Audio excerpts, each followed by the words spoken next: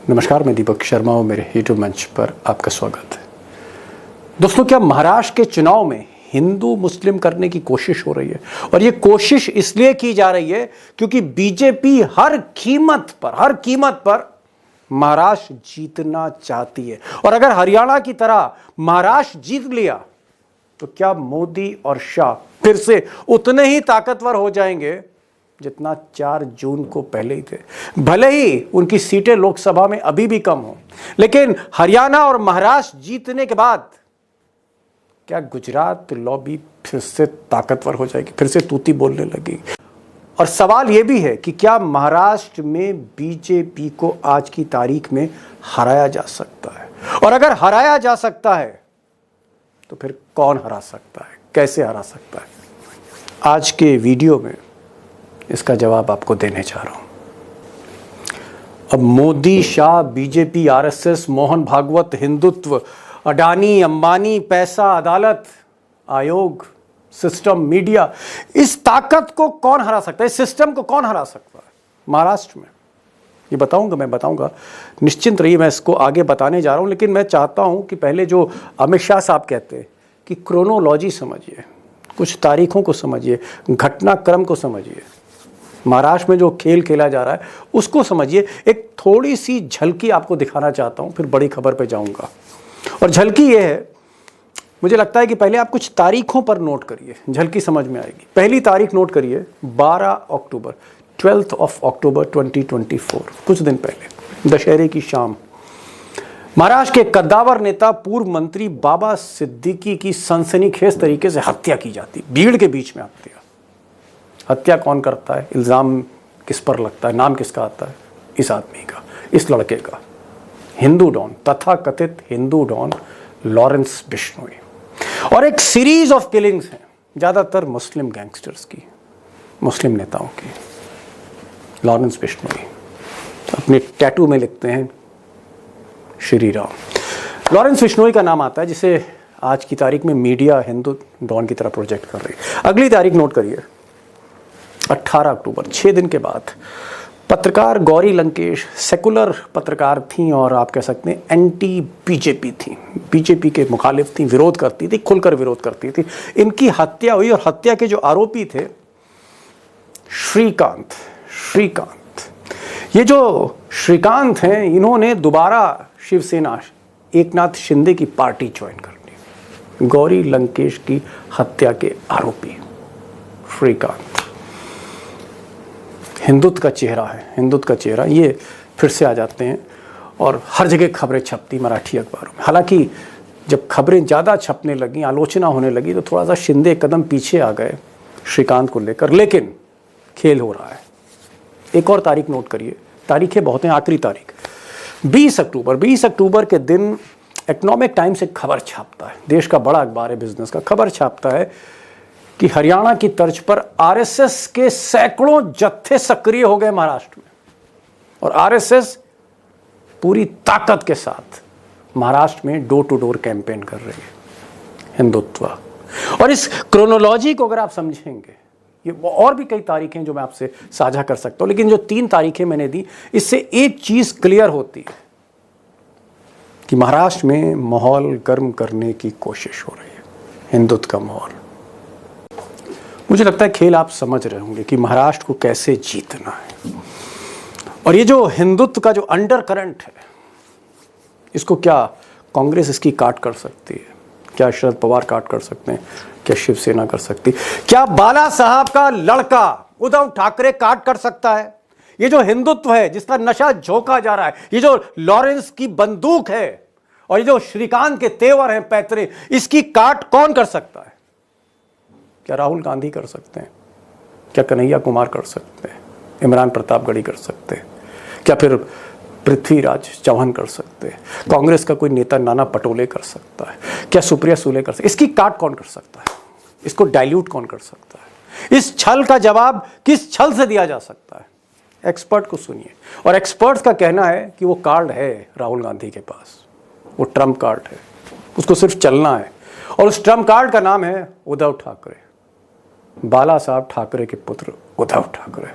उनको ये पहले डिसाइड करना है प्रायोरिटी क्या है? क्या प्रायोरिटी बीजेपी को हराना है, बीजेपी लेड अलायंस को हराना है, या प्रायोरिटी ये है कि अपनी अपनी संख्या जो है बढ़ानी है सीटों की? तो सबसे ज्यादा ये कोई नहीं डिनाई कर सकता कि वो सबसे बड़ी पार्टी बन के आई है, लेकिन ये भी नहीं डिनाई की जा सकती कि किया जा सकता कि उद्धव ठाकरे को इंडिविजुअली सब लोग, ज्यादातर लोग जो महाविकास अघाड़ी के वोटर हैं वो पसंद करते हैं chief ministerial candidate. Congress party क्यों नहीं कर सकती जो बीजेपी ने बिहार में किया? ज्यादा संख्या के एमएलए होते हुए उसके बावजूद भी उन्होंने नीतीश कुमार को चीफ मिनिस्टर बनाया। तो यहाँ पे क्यों इस बात पे अड़े हुए हैं वो लोग हैं कि नहीं हम किसी को प्रोजेक्ट नहीं करेंगे और हमारा ही होना चाहिए? उद्धव ठाकरे को क्यों नहीं करते वो लोग प्रोजेक्ट? अभी जो आप जिनकी बात सुन रहे थे उनका नाम है जावेद अंसारी। जावेद अंसारी इस मुल्क के आप कह सकते हैं कि ना सिर्फ ज़हीन अखबार नवीस हैं बल्कि 40-45 साल का तजुर्बा है नेशनल पॉलिटिक्स को कवर करने का। 40 साल से लगातार चुनाव कवर कर रहे हैं और कांग्रेस के एक्सपर्ट हैं जावेद अंसारी। जावेद अंसारी कह रहे हैं कि कांग्रेस को जो अंदरूनी मनमुटाव है, वो जो हरियाणा में झगड़े चल रहे थे, शैलजा भूपेंद्र, इस कोप भवन से बाहर निकलना होगा, दिल बड़ा करना होगा, राहुल गांधी को फैसला करना होगा, समय कम है, उद्धव ठाकरे को आगे कर दीजिए, उद्धव ठाकरे को आगे कर दीजिए, लोहे को लोहे से काटिए। अब इसके तीन फायदे हैं कि उद्धव ठाकरे को अगर प्रोजेक्ट किया जाएगा, स्ट्रेटेजिक थिंकिंग की बात कर रहा हूं, उद्धव ठाकरे को प्रोजेक्ट करने से फायदे क्या? 3 फायदे हैं। नंबर 1, ये जो आरएसएस और बीजेपी मिलकर और आज की तारीख में गैंगस्टर्स और हत्या के आरोपी भी, ये जो हिंदुत्व का जो आप कह सकते हैं एक अंडर करंट पूरे महाराष्ट्र को उसमें झोंक रहे हैं, अंडर करंट, व्हाट्सएप यूनिवर्सिटी के जरिए, लॉरेंस बिश्नोई के जरिए, और भी बहुत से फैक्टर्स हैं, मैं उससे डिटेल में नहीं जाना चाहता। इसको जो डाइल्यूट कर सकता है, इस आग में जो पानी का काम कर सकता है, वो उद्धव ठाकरे बाला साहब ठाकरे के लड़के, ओरिजिनल शिवसेना कर सकती, जो आज की तारीख में महाविकास अघाड़ी के प्रमुख हैं। अगर इनको आगे कर दिया जाए, चीफ मिनिस्टर का चेहरा बना दिया जाए, तो चीज़ें हो सकती हैं। दूसरी चीज़, एक और फायदा है उद्धव ठाकरे का, फायदा यह है कि ये जो मराठी अस्मिता है उसको कहीं ना कहीं उसका प्रतिनिधित्व करते हैं उद्धव ठाकरे। मराठी सेंटिमेंट्स, ये जो आंदोलन आरक्षण का चल रहा है, और भी बहुत सी फीलिंग्स हैं, ही कैन काउंटर। और शिंदे का ये जो झूठा चेहरा है उसको भी बेनकाब यही आदमी कर सकता है। वो शिंदे जो चीफ मिनिस्टर है, उस छल को भी छेद कर सकता है ये शख्स, मराठी अस्मिता। और तीसरा फैक्टर, जिस तरह से उद्धव ठाकरे और शरद पवार और कांग्रेस की जो सरकार थी महाविकास अघाड़ी की, जिस तरह से इस सरकार को ईडी इनकम टैक्स के जरिए इस सरकार को तोड़ा गया, बगावत पैदा की गई, पैसे चले, खोखे चले, खेल हुआ, नंगा नाच हुआ, जिस पर सुप्रीम कोर्ट ने भी कहा कि गवर्नर दोषी हैं, संविधान ताक पर रखकर इस सरकार गिराई गई, उसका इंपैक्ट पड़ा मराठी मानुष पर। और आज भी सिंपैथी उद्धव ठाकरे के साथ है, उद्धव ठाकरे के साथ है। तो वो जो सिंपैथी फैक्टर है वो भी गेन होगा। और प्लस कांग्रेस की मजबूत टीम है, राहुल गांधी हैं, फिर नाना पटोले भी हैं, फिर पृथ्वीराज चौहान भी हैं, फिर शरद पवार जैसा छत्रप नेता भी है, फिर तो बारात चल पड़ेगी। ऐसा मैं नहीं कह रहा हूँ, ये मानना जावेद अंसारी साहब का है, one of the senior most journalist right now, Congress के एक्सपर्ट। अब दोस्तों एक बात मैं कहना चाह रहा हूँ कि हरियाणा एक जीती हुई बाजी थी, चाहे एग्जिट पोल हो, चाहे ओपिनियन पोल्स हो, चाहे बीजेपी का सर्वे हो, जहाँ मोदी ने मैदान छोड़ दिया 48 घंटे पहले। अमित शाह अहमदाबाद चले गए हरियाणा से चुनाव छोड़कर। अगर इस तरह के हालात थे और फिर भी एक हारी हुई बाजी को जीत लिया मोदी और शाह ने, तो महाराष्ट्र में भी कुछ ऐसा वो कर सकते हैं। अंडरमाइन मत करिए, अंडर एस्टिमेट मत करिए। और इसीलिए फैसला करना होगा कांग्रेस को कि क्या घरेलू डोमेस्टिक इश्यूज में फंसना है, क्या किसी शैलजा, किसी भूपेंद्र, किसी दीपेंद्र, किसी मनिंदर, किसी हुड्डा, क्या इनकी बातों में आके खेल को बिगाड़ देना है, या फिर स्ट्रैटेजिक थिंकिंग करनी है, रणनीति करनी है, कूटनीति चलना होगा। ये डिसीजन तो फिर मल्लिकार्जुन खड़गे और राहुल गांधी को लेना है। हमें तो जो जावेद अंसारी साहब ने बताया और एक्सपर्ट्स ने बताया वो मैं आपके सामने बात रख रहा हूँ।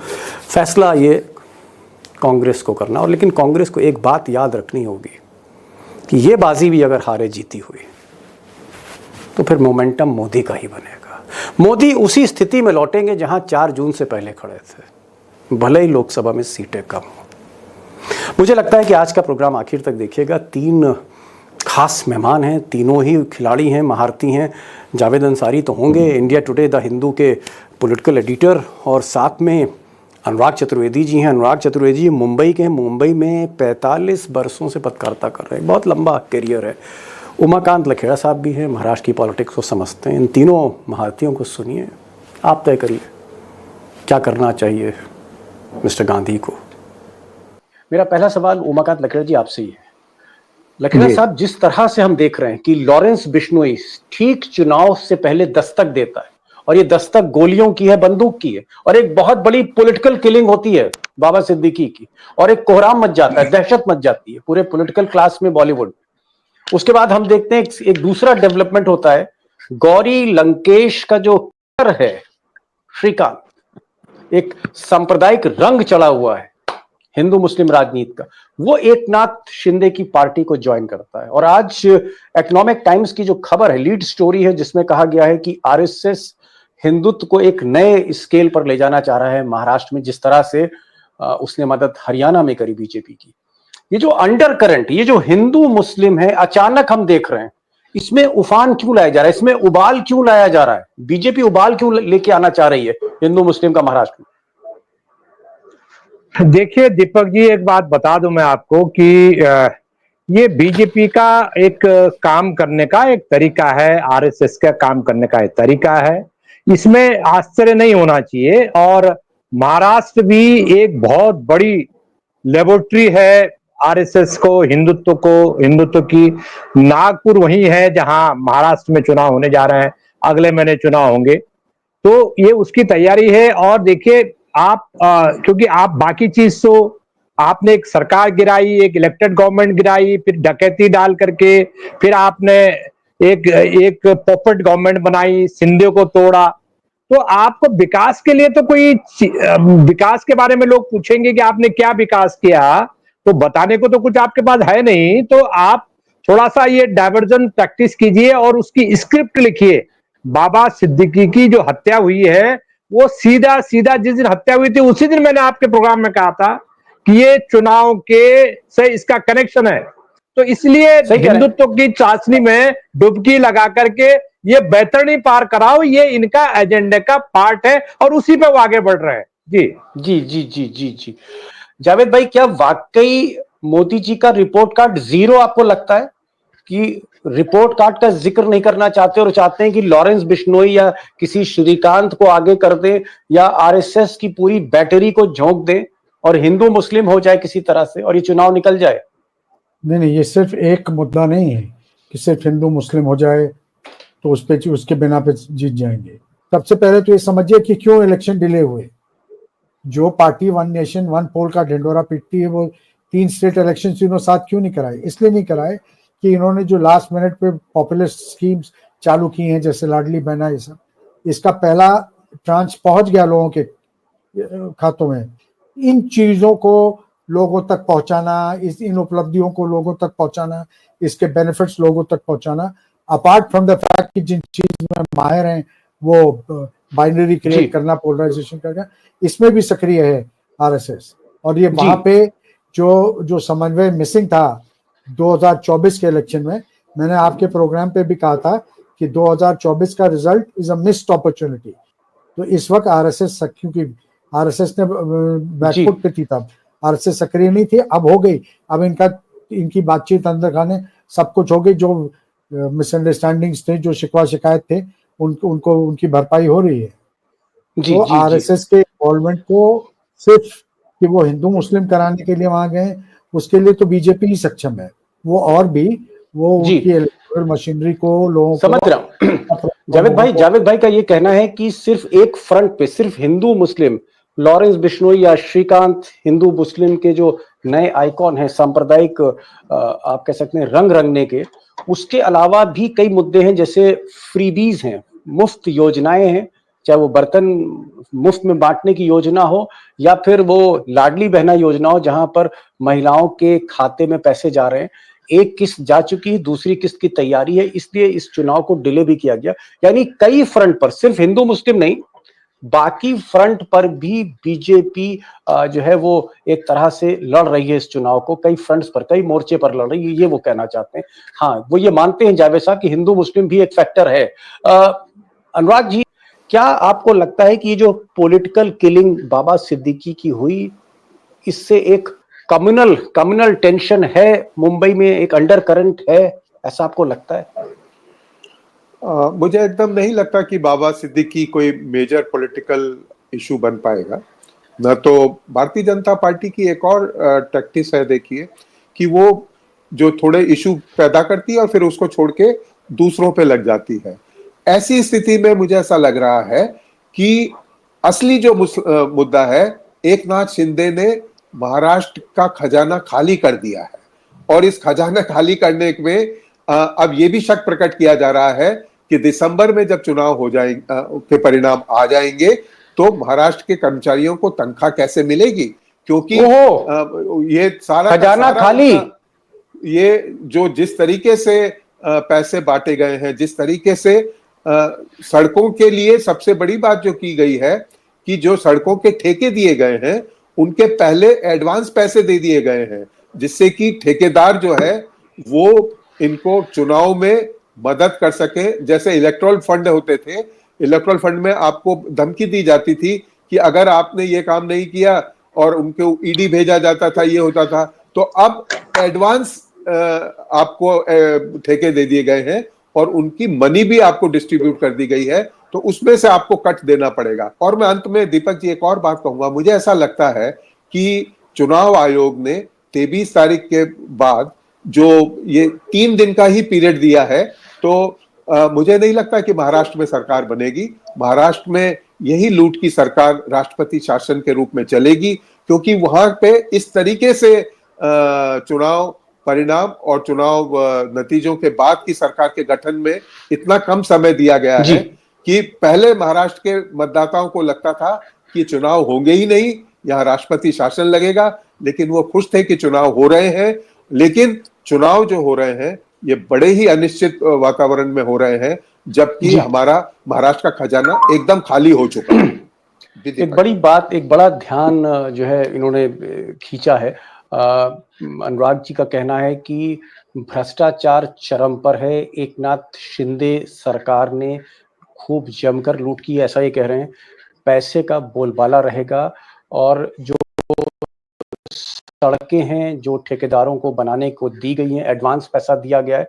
सरकार एडवांस पैसा देती नहीं, अमूमन एडवांस पैसा इसलिए दिया जा रहा है कि ठेकेदार वही पैसा चुनाव में नेताओं के हथेली पर रख सके। तो कुल मिलाकर ये कह रहे हैं कि पैसों का बोलबाला रहेगा। भ्रष्टाचार भी एक इश्यू है, कम्युनल टेंशन तो है ही, साथ में भ्रष्टाचार भी एक बड़ा इशू है। मैं लखेड़ा साहब के पास आ रहा हूँ। लखेड़ा साहब, आपको क्या लगता है, क्योंकि महाराष्ट्र की राजनीति को भी आप बहुत करीब से वॉच करते हैं और मैं एक छोटा सा मुक्तसर साहब से जवाब चाहता हूँ, क्या आपको लगता है कि शरद पवार और उद्धव ठाकरे इस पोजीशन में हैं कि ये जो महाविकास अघाड़ी का रथ है इसको खींच पाए? क्या ये दो नेता, दो छत्रप नेता कांग्रेस के लिए मददगार साबित हो रहे हैं? और आपको लगता है कि शरद पवार और उद्धव ठाकरे और राहुल गांधी तीनों मिलकर जोर लगाकर कहीं ना कहीं गुजरात लॉबी को हरा सकते हैं? क्या शरद पवार, उद्धव ठाकरे एक डिसाइडिंग फैक्टर हैं